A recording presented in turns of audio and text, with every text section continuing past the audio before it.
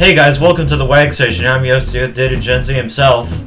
And today, I felt like being a little bit more relevant to the retro gaming community, and finally talk about a Nintendo 64 game. That isn't everyone's favorite Nintendo 64 game, Super Mario 64. I'm going to be talking about the original Smash Brothers. Now, every Smash Brothers that came after the first game, just each one after just upgraded after it. Like Super Smash Bros. Melee, they managed to cram a lot of content in 2 years since the original game. Brawl has the best story mode of all times, plus third-party characters. 3DS and Wii U was the first jump to a handheld, and the first Smash Bros. In HD. And Smash Ultimate is the ultimate Smash Bros. Game. But I should start simple and just look at the first game where it all began. Let's see how well this game aged. Hopefully pretty good. Smash Bros. Is still lasting to this day, is it not? Super Smash Bros. Was released on the Nintendo 64 in 1999, and it was made by the same creators that made Kirby. And this is a major thing, being made by the creators of Kirby, because Kirby is a nice, easy platformer for anyone to understand. And with this game, this is an easy fighting game that anyone can pick up and play easily. And not only is this fighting game easy to understand control-wise, there is actually a pretty big difference compared to most fighting games, other than the fact that it's just a dedicated Nintendo crossover fighting game. You see, most fighting games have like this health bar, you know? In this game, there isn't. It's instead like a percentage that keeps on going higher, and the higher percentage you have, the more knockback you'll receive from other attacks. And once you get flung off screen, that's when you die. Or I guess maybe it's not really dying, because these are stuffy Nintendo characters, according to the intro cutscene. And also a pretty big change compared to most other fighting games is the way it controls.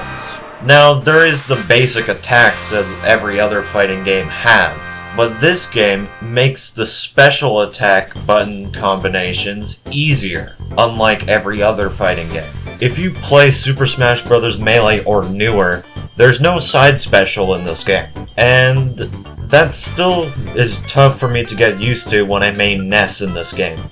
I expect the side special to be PK Fire, and the neutral special to be PK Flash.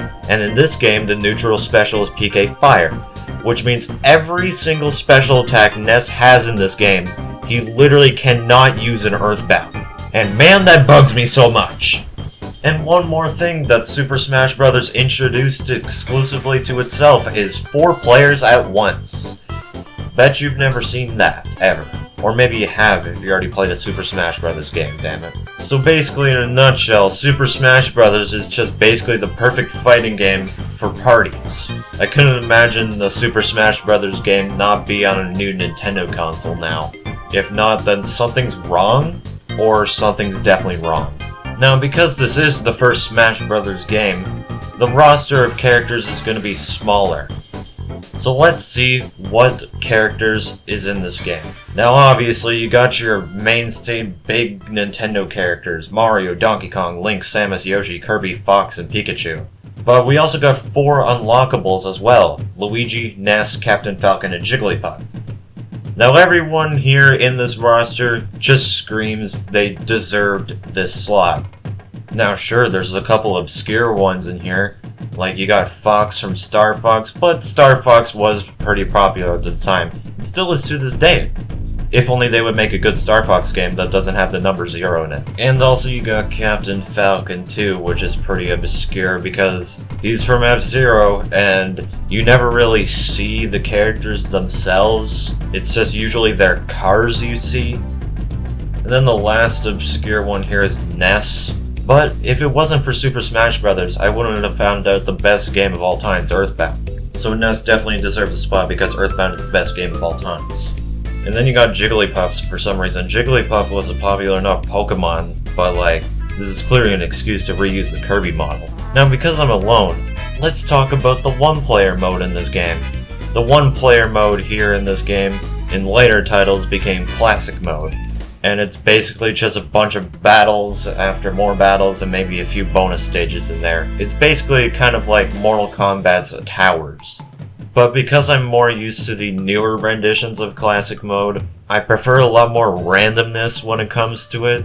This game doesn't have that. It's just always the same battles no matter what character you choose. So you're always going to be going against Link, Yoshi Team, Fox, the Mario Brothers, Pikachu, Giant Donkey Kong, Kirby Team, Samus, Metal Mario, Fighting Polygon Team, and then Master Hand. But I feel like fighting Metal Mario, Fighting Polygon Team, and Master Hand at the end is completely fine, because that's kind of the, oh, you're making it to the end kind of thing. Now there is more single player content too.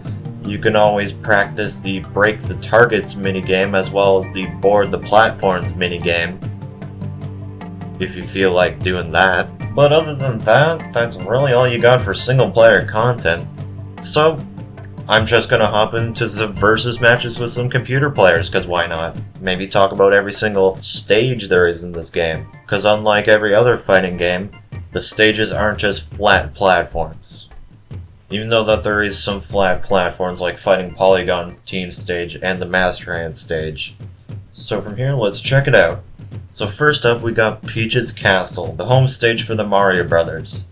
This is basically just a garbage mess of random Super Mario 64 geometry, with a zoom out background of Peach's Castle. And next, we got Congo Jungle spelt wrong, the home stage for Donkey Kong. This is basically just a random platform floating in the air with a barrel under it. That's really about it, other than more floating platforms on top of the floating platform. And next we got Hyrule Castle, the home stage for Link.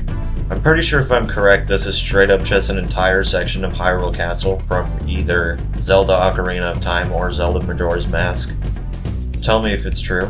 I don't play much Zelda games, so please just tell me. And next we got Planet Zebes, the home stage of Samus. This basically just shows off of what a Metroid game could have looked like in the Nintendo 64, kind of. And the stage has a gimmick where this acid lava type thing randomly rises or lowers. So it's cool. Next we got Yoshi's Island, the home stage for Yoshi. This is more based around Yoshi's story with the cardboard aesthetic, and there's some random clouds further around the stage, so you can just hide there. And next we got Dreamland, the home stage for Kirby. The only competitively viable stage that you can play on in this game. It's the shape of Battlefield, but with wispy woods trying to blow you off the stage.